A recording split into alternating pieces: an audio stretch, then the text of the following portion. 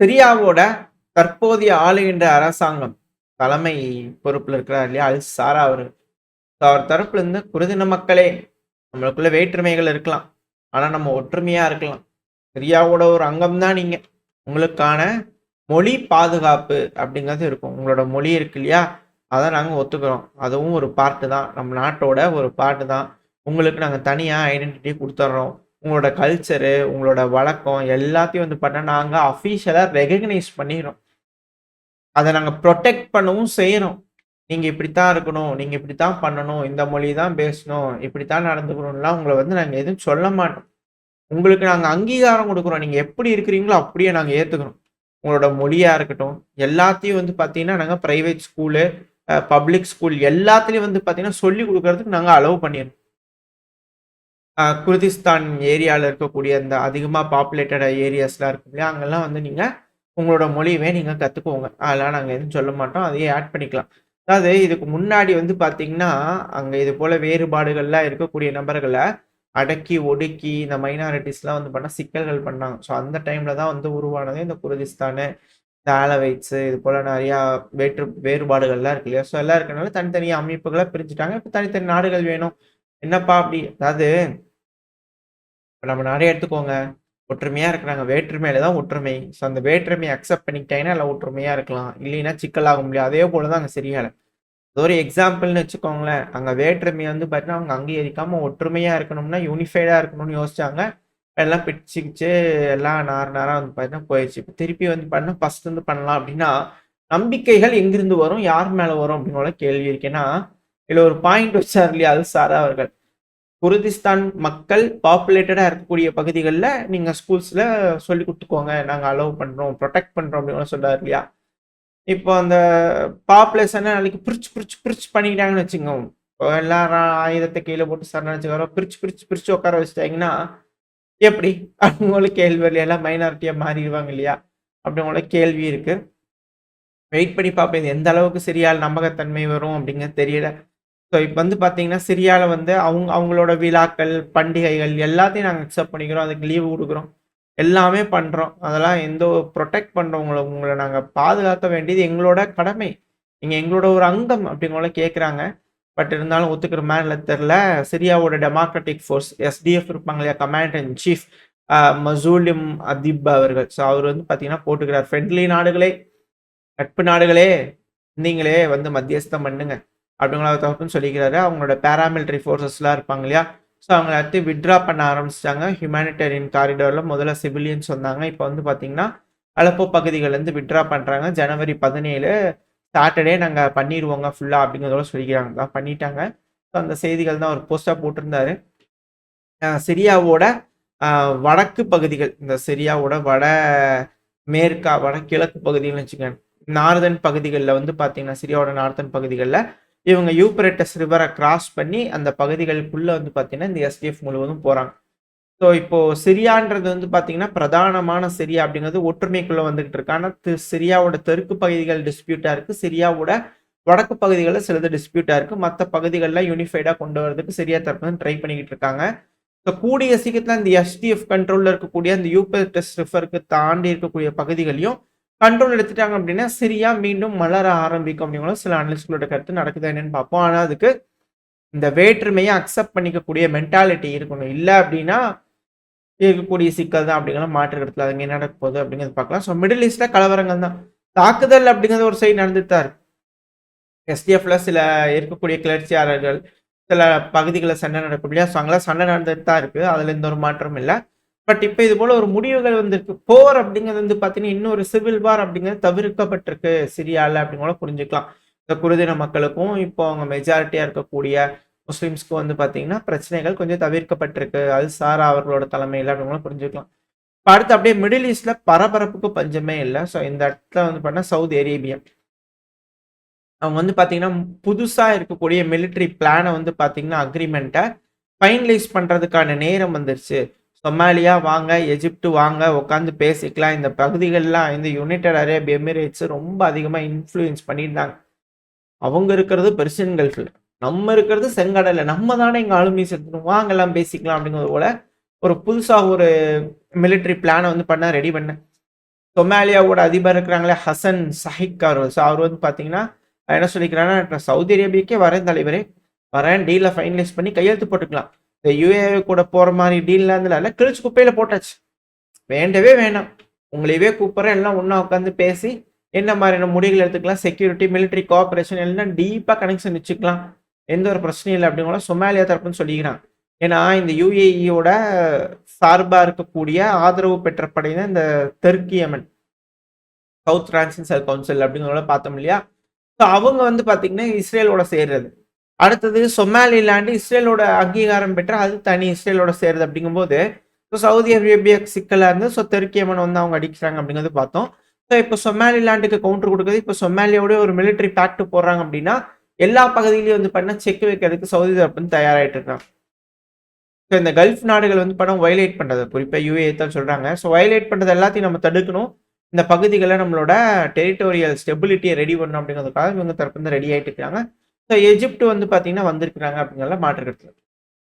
இப்போ இந்த இடத்துல ட்ரம்ப் அவர்கள் வந்து பார்த்தீங்கன்னா ஒரு டாக்குமெண்ட்டை ரிலீஸ் பண்ணிக்கிறாரு. அதாவது எஜிப்டு வாங்க, எத்தியோப்பியா வாங்க, இந்த எத்தியோப்பியாவில் டேம் ரெடி பண்ணுறதுலேருந்து ஒரே சண்டை சச்சரவாக இருக்குது அப்படிங்கிறது புரிஞ்சுக்க முடியுது.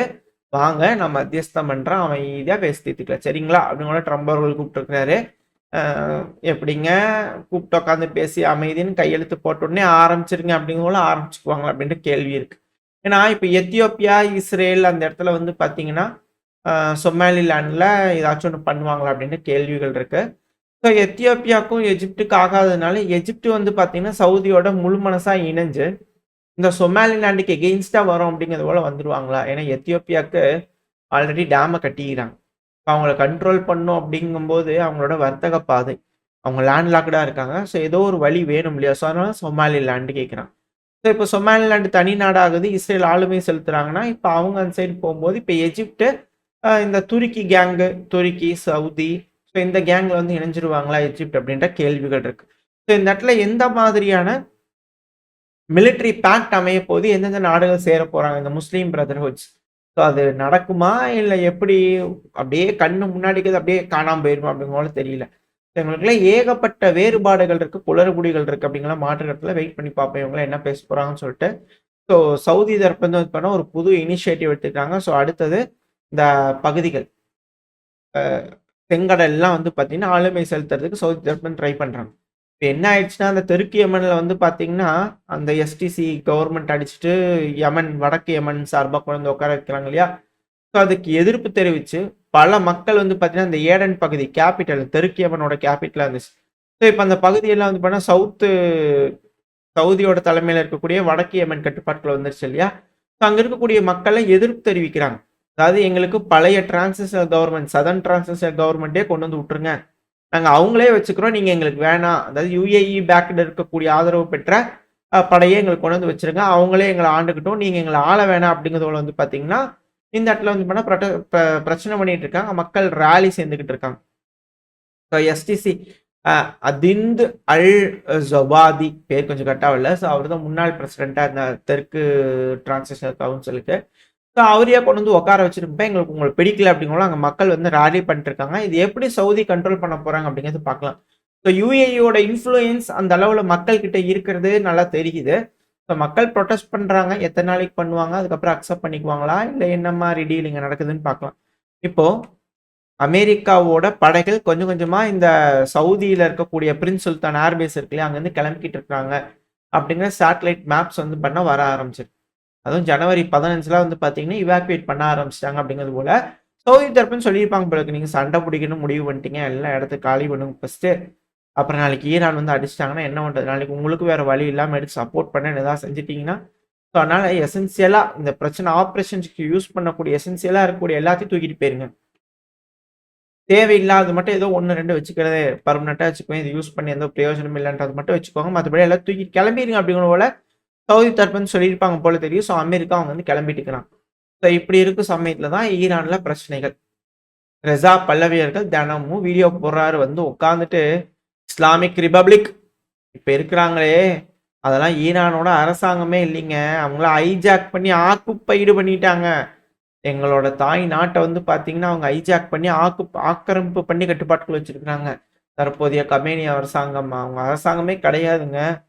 அதனால என்ன பண்ணணும்னா, மக்களே வீதியில இறங்கி போராட்டம் பண்ணுங்க. ஜனவரி 17லேருந்து 19 வரைக்கும் சாயங்காலம் 6 மணி, 8 மணிலேருந்து வந்து வீதியில இறங்கி போராடுங்க. உங்களோட ஆதரவ எனக்கு காட்டுங்க அப்படிங்கிற அவர் தற்போது கூப்பிட்டுட்டு இருக்காரு. அதாவது இப்ப எப்படி ரெஜா பல்லவி அவர்கள் வந்து பார்த்தீங்கன்னா, எனக்கும் ஈரானுக்கும் இருக்கக்கூடிய கனெக்ஷன் நான் பொறந்ததுலேருந்தே இருக்கு. நான் கண்டிப்பா ஈரானுக்கு போவேன்.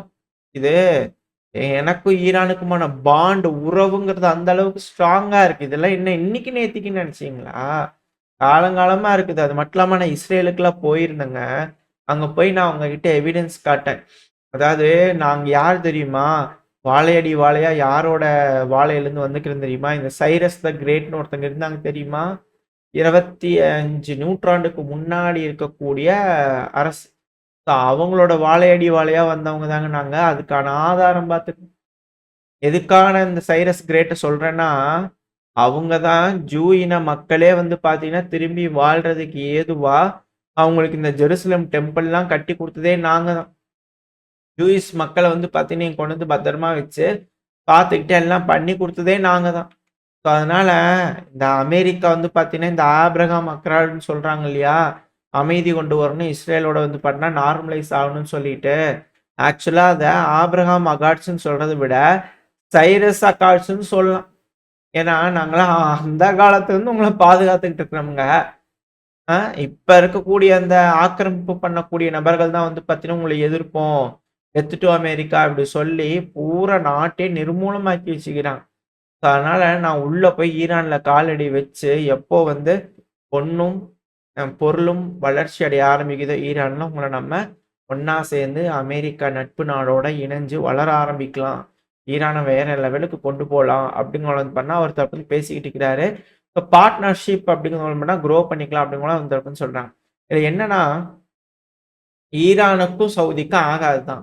ஈரானுக்கும் துருக்கிக்கும் ஆகாது தான். இவங்க எல்லாருமே எதிரிகள் தான். ஆனா காமனான எதிரி அப்படின்னு ஒண்ணு வருது அப்படின்னா, அது இஸ்ரேலா இருக்கும். இஸ்ரேலுக்கு நட்பு நாடு அப்படிங்கிறது போல ஈரான்ல வராங்கன்னா, அது எப்படியா இருந்தாலும் வந்து பார்த்தீங்கன்னா, நாளைக்கு சவுதிக்கு திருட்டனா இருக்கும்.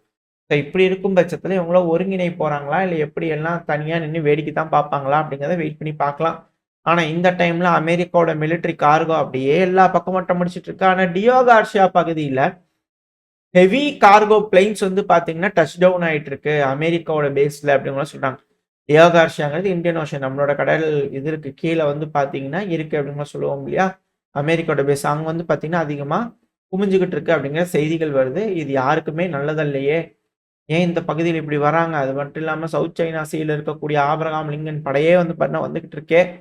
அந்த கேரியர் ஸ்ட்ரைக் குரூப் வந்துச்சுன்னா இந்தியன் ஓஷன், அரேபியன் சி இந்த ஏரியால தானே வந்து டிப்ளாய் பண்ணுவாங்க. இது நம்மளுக்குமுள்ள ஒரு த்ரெட். இது ஈரானுக்கு மட்டும் இல்லையே, நம்மளுக்குமுள்ள ஒரு த்ரெட் அப்படிங்கிற கேள்வி இருக்கு. ஏன்னா, காமனா இருக்கக்கூடிய ஜியோ பாலிடிக்ஸ் ஃபேக்டர். நம்ம எடுத்துக்கிட்டோம்னா, ஈரான் பிரச்சனையில இருக்கிறான். ஈரான் அடிக்கிறதுக்கு மேபி பாகிஸ்தான கூட யூஸ் பண்ணி ஒரு கிரவுண்ட் ஃபோர்ஸ்ல பாகிஸ்தான்ல இருந்து வந்து பார்த்தீங்கன்னா, ஈரானோட கிழக்கு பகுதிகள்ல ஒரு அட்டாக். நம்ம ஆல்ரெடி சொன்ன மாரி ஈரானோட மேற்கு பகுதியில குர்திஸ்தான யூஸ் பண்ணி ஒரு அட்டாக். இந்த 2 சைடையும் சப்போர்ட் பண்றதுக்கு அமெரிக்காவோட விமானம் தாங்கிய போர்க்கப்பல்கள் ஒரு அட்டாக். ஸோ இது போல பலமுனை தாக்குதலுக்கு ஈரான் உட்படும்போது, மேல அசர்பைஜான் வந்து பார்த்தீங்கன்னா, அவங்க பங்குக்கு ஒரு அட்டாக். இது போல மாறி மாறி பண்றாங்கன்னா, சுத்தி வளைச்சு ஈரானிய ரணக்கொடூரமா அடிக்கிற மாரி இருக்குமே! அப்படின்ற கேள்வி இருக்கு. ஸோ இந்த டைம்ல வந்து பார்த்தீங்கன்னா, பாகிஸ்தான் நம்ம மேல எதையாவது காய்கள திருப்பி விடுறதுக்கு வாய்ப்புகள் இருக்கு.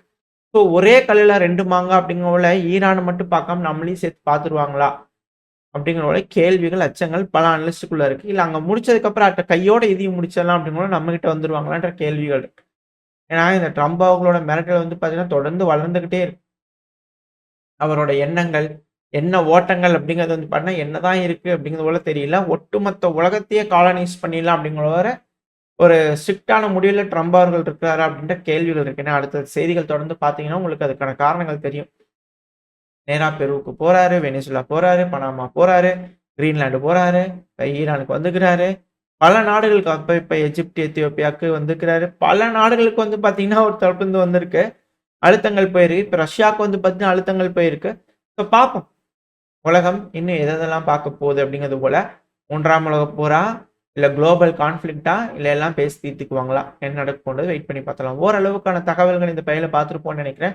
இதோட இந்த பதிவை நான் முடிச்சுக்கலாம். இந்த பதிவு எப்படி இருந்துச்சு உங்களுக்கு பிடிச்சிருக்கா? பிடிச்சுனா லைக் பண்ணுங்க ஃப்ரெண்ட்ஸ் நம்மளோட ஷேர் பண்ணிக்கோங்க. அது கூடவே மறக்காம நம்ம சேனல சப்ஸ்கிரைப் பண்ணலாம். மறக்காம சப்ஸ்கிரைப் பண்ணிக்கோங்க. இந்த பதிவு நல்லா இருக்கும்னு நம்பிக்கையில அடுத்த பதிவுல சந்திக்கிறேன். Stay safe. பை.